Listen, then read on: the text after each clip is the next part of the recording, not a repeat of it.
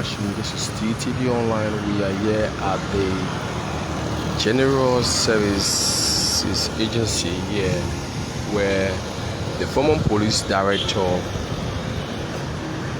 Patrick Sudu, just entered the fence, and he's here in relation to his vehicle that was seized by the Access Recovery Team of President Joseph Newman Boycott, here to discuss the issue in relation to his vehicle that was seized by the Asset Recovery Team.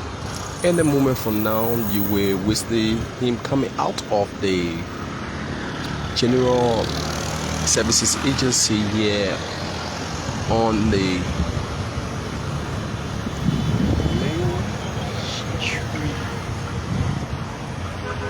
Lee Street Union Drive area, where the General Agency headquarters is situated. There you see some vehicles passing through at the entrance of the GSA.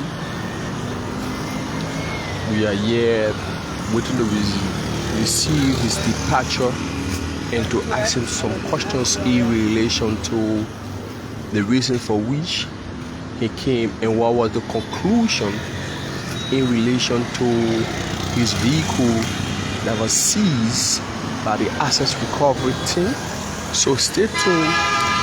This is DTV Online. We are here at the General Services Agency. So stay tuned, keep watching, keep following DTV and share the live video. And a moment from now, you will witness his departure from the GSA compound.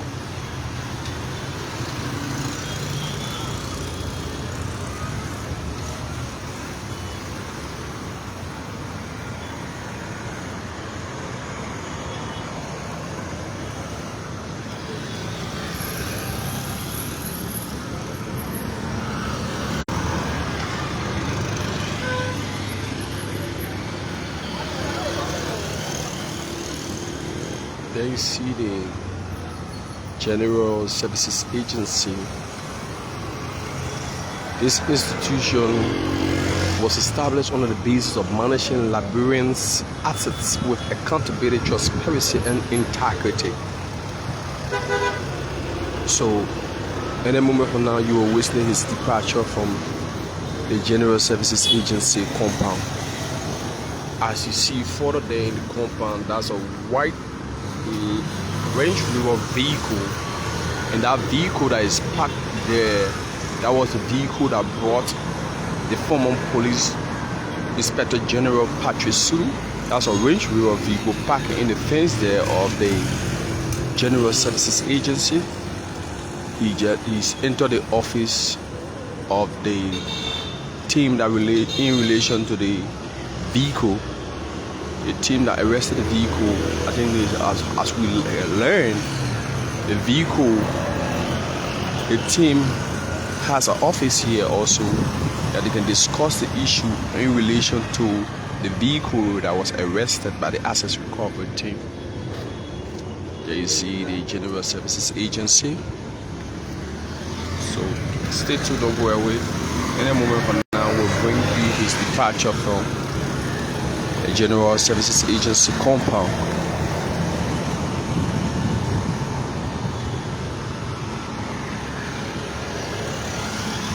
Earlier on, you witness the vehicles that belong to Gracious. Those vehicles that belong to Gracious Ride Company were released on the basis of going to do a hearing on Monday, and that statement was issued by the Justice in Chamber, Yusuf Kabar, who gave the order that the vehicles that belong to Gracious Ride should be released and turned over to the management of Gracious Ride, where after the conference on Monday, then they're going to know whether the government going to seize those vehicles that belong to Gracious Ride, or those vehicles will be permanently released to Gracious Rock completely. So, as we are here, this is DTV online here. We are here. If you're just joining us, we are here at the General Services Agency.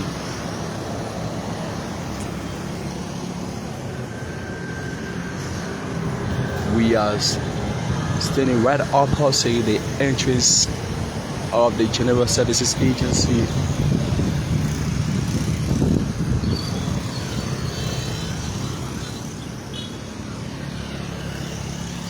Stay tuned, don't go that way. It is DTV online.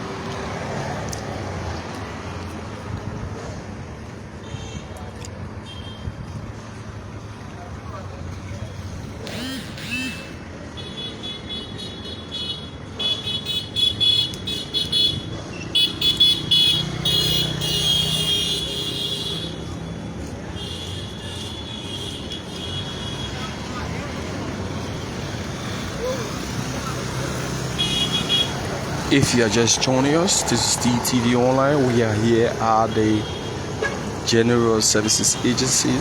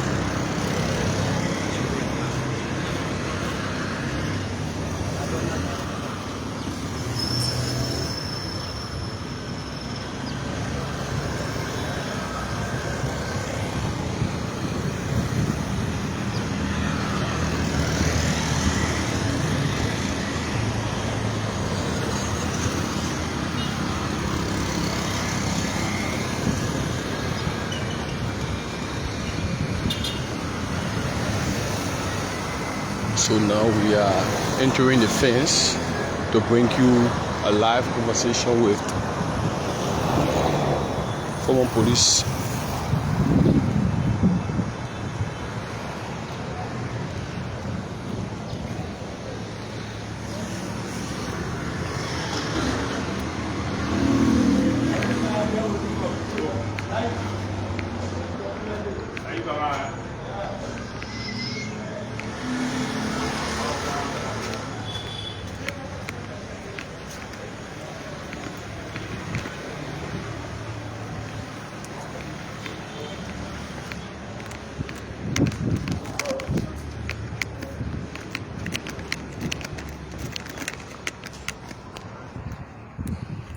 So this is the vehicle of former police Inspector General Patrick Sudu. There you see there he's entering his vehicle. So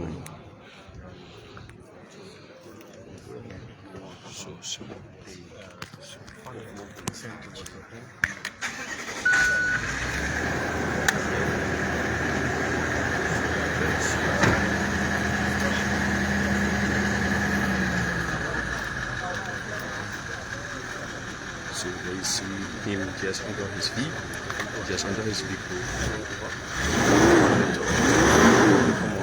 Police So when you make a voice, what's the feelings like, especially after being accused to main protection project?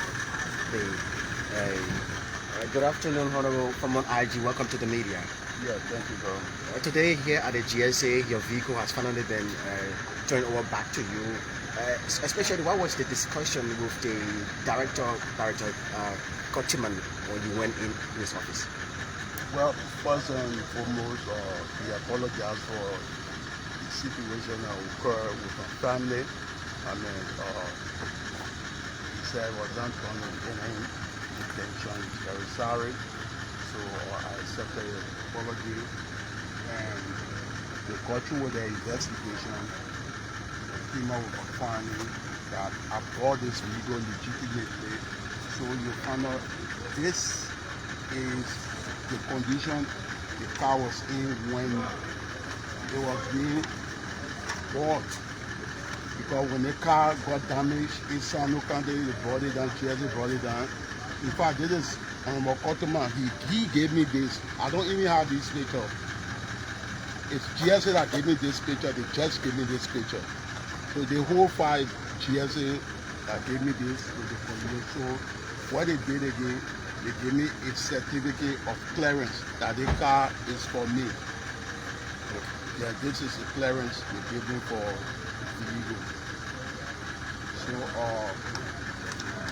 I would like to thank the GSA for conducting an impartial investigation and find out the truth. But I'm taking it back concerning the statement that Councilor Martin Kuhn made against me. They see me waiting that I'm one of those who stole government assets and concealed government assets. I'm definitely telling Councilor Martin to retract that statement, or I will take action against him. This is very wrong. You cannot run off somebody guilty before investigating. He didn't even seek any kind of clarity. He didn't even ask for document, but he had a press conference. He seen me within a store government asset and hid it. And now it has been proven that this particular vehicle was sold to me as it is. I spent thousands of dollars to upgrade the vehicle to the standard you see it today.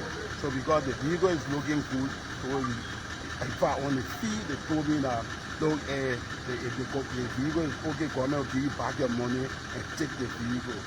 So when I order law interaction, I said this is wrong. The asset recovery team should have a plan. Based upon the plan, they can pull a ball to carry on. You cannot arbitrarily go on the streets selectively arresting vehicle or they won't pass. Let's take the one while you're talking. Are you doing inspection? Do you think that this is a wage hunt for past immediate government officials? I think I would consider it as a wage hunt because you confiscated my vehicle without even ascertaining as to whether the vehicle was being purchased by me or not. You went on social media, you went on air saying that I was one of those who stole government assets and kept it. Look, I'm an asset to the government. I have been well trained by the government of the Republic of Liberia, and I owe the government and every other government, past government, I owe them all due courtesy and respect. I'm a former Inspector General of Police. I'm now a flag risk. If they have any problem in the due process was to place a call to me, say, look, you purchase your car, can you come so we can have a discussion about this car? I will definitely come over. If I refuse to come, they can use the court process to subpoena me to come over to find out how I got this car. So after thorough investigation, GSA found out that actually the car was not in a good condition. I bought the car. Even the nozzle, the pump and everything, I have to replace all. You were here to be buy this car, and you treat the public, and not for me, but the public on the purchasing and the process that he went through, because there are so many myths now in the public that the car did not reach the town spend, or by law that in the 3 years in the town spend did not reach it, and you purchase the car. So you just treat the public. Okay, no, just to answer that question, the government regulations state that of depreciation, they didn't say whether the car will be new or old. They said after 3 years you can purchase a car. So definitely after 3 years I went by. After 3 years I went by the same government policy and regulation, and I put in for this car. According to the contract law, it's a contract. In order to have a valid contract, you should first of all give an offer. So I place an offer to the government. They accepted my offer. Then in exchange, we had a consideration where I had to pay some money, and they gave me the vehicle. So there was a mutual assent between me and the government. So once I paid that money, there was a contract. Government cannot take the car from me again. Because if they would do so, they breach the contract, I could sue them to in the court of law. So the government regulation do not state as to whether the car is 5 miles or 10 miles. The government regulation do not state whether the car old or new. They say after 3 years of depreciation. So before you even buy the car, you have to bring the car to GSA. They will reassess the car to find out whether it's fleet worthy or not. If they find out that it's not fleet worthy, then of course they will have to sell the car. What's the next course of action after the apology from the GSA for the wrong seizure of this vehicle? Well, I will still discuss with my lawyer, and really I'm taking a part with the asset recovery team for labeling me as somebody who stole government property and kept it. I mean, I'm somebody who believes in the rule of law. Mr. Sudu, my name is Dallas Kanga, and this is GSA Online TV. I'm concerned. As a former government official, especially the former IG of the police, how did you feel when you were asked to return the car, especially where you have your finger in the car? How did you feel? Look, though I was not on the scene, but anything that affects my family affects me directly. I felt very much humiliated. I felt harassed. Me and my family, we were disrespected, and this is wrong. I don't care what happens. If you are in government tomorrow, you'll be a former government official. So if you start to behave like that, you expect other people to respect you when you are not in government. So we should be able to respect one another. Because when I took the document, I asked as to whether the car can take my family home, and I bring the car to GSA in the morning. They refused. So for me, I believe in the rule of law. I said it was okay, and I left. What effect does that have on your family? I said they were being harassed. So they were in how do you call it, a kind of mental anguish. They were being harassed. Nobody will feel happy for the family to be brought down from Vigo. And most especially, I have my brother-in-law and his wife in the car. They just came from the U.S. last Sunday. They just came to visit, and they had to pull them down from the car. They had a very bad experience. Do you still welcome the government asset recovery? Look, I am not against the asset recovery team, but the manner in which they are proceeding is out of order. The asset recovery team have to sit down and draw out a plan. Look, if you want to go after vehicle, you don't have to go in the traffic abruptly and start pulling the vehicle over. Come to GSA, ask GSA for the log, the vehicle log, ask GSA for a computer log, whatsoever. Then what you do, you look at what is being turned over. If you feel there is a lapse between there, well, five vehicles there and 2 or 10 over, then of course you can go to the hell of that institution, the person who was there before, just of course to them say, look, there was 5 vehicles, but he 10 was 2, what happened to the other 2? Probably a damage or whatsoever, then he will have to communicate to you. But if they refuse to do so, you got option to make sure the person come forward to answer to those things, but just going to speak arbitrarily, you start arresting people. Like I said, well, a guy in a pickup, he was arrested, the vehicle, and confiscated. The man said, "I know. I've misplaced my document. I can't leave him my document now. But can you please check my VIN number, the agent number? If it matches with what you have, you can carry the vehicle. I will never even go by the GSA because I have never worked in government before." And they said no. They may have to bring documents.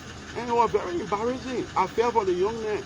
Do you think the asset recovery task force and the GSA are in the connection, or maybe, working in line? Because if you have task force, they should be working in line with the GSA to understand, especially from the fleet department. Do you sense of not good or relationship with the workings?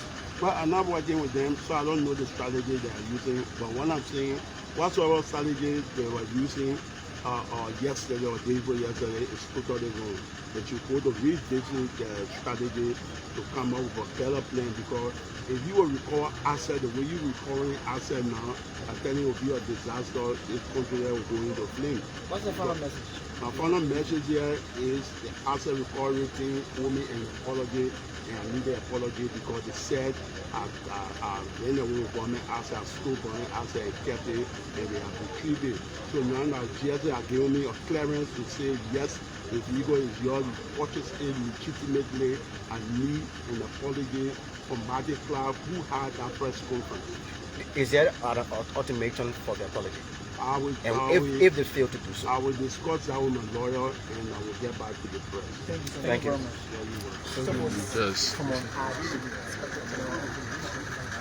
listen to the Patrick Sudu, who just explained, and then now you notice, vehicles have now been returned, and he's coming outside with his vehicle from the GSA compound. The vehicle was legitimately purchased by him.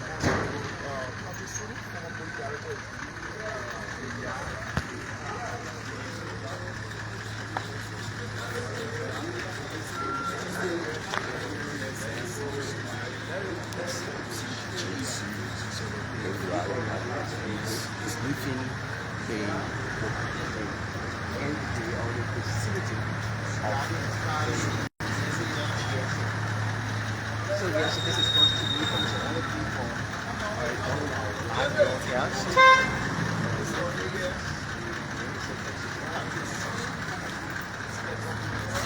So now this IG vehicle has not been released. He's bringing his vehicle outside of the compound of GSA. Yes, all the documents for the vehicle is intact. It means an open apology from the asset recovery. My name is Elijah Johnson, brought you the live coverage from Sudue.